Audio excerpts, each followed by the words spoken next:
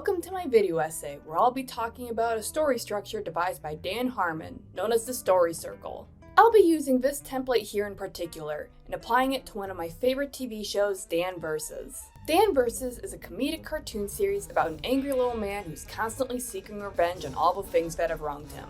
The show was created by Dan Mandel and Chris Pearson and aired from 2011 to 2013 on the now defunct Hub channel, cursing this series to live in obscurity. I'll be going through an early season 1 episode titled The Animal Shelter to use as an example of Harmon's story circle structure. We begin by establishing the protagonist. The episode opens up with our main character, Dan, trying to sleep in his apartment. However, the noise from the animal shelter across the street makes that an impossible feat. That brings us to the second step of a story circle, the need. The need in this case is Dan's need to get the animals to be quiet so he can sleep. This need drives Dan to cross the threshold, meaning that he goes to the animal shelter to try and deal with the problem directly. When that doesn't solve the issue though, we go to step 4 of the story circle, the search. The search is where Dan starts coming up with outlandish plots in search of a way to take down the animal shelter, like poisoning the animals. Why not? They're just going to go to sleep forever. Dan, these are innocent creatures that have been abandoned by an uncaring society.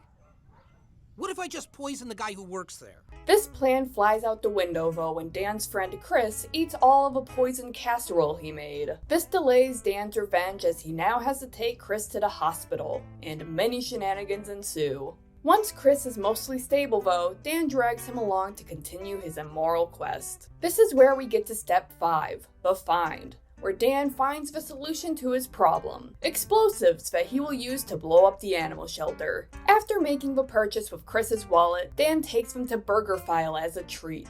Dan makes the mistake of drinking Chris's milkshake though, and being lactose intolerant, he pays the price by facing extreme pain, and also Elise's wrath as she retrieves her husband to bring him back to the hospital. Dan is now back home, and back on track for completing his revenge. But just when he's about to blow up all these animals with no remorse, his eyes lock onto a particular cat and it is love at first sight. This creates a change in Dan that makes him more sympathetic towards pets, and he decides to release all of the animals before a building explodes. The episode ends with the destruction of the shelter, and Dan now living with the adorable Mr. Mumbles. With that, we've made it all the way around the story circle, and now you know the steps of the structure as well as how you can apply it to other stories.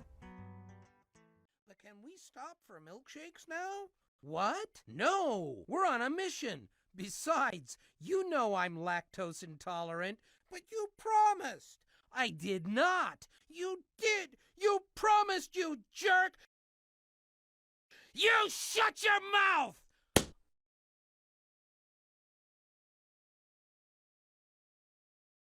I'm sorry, buddy. I did promise.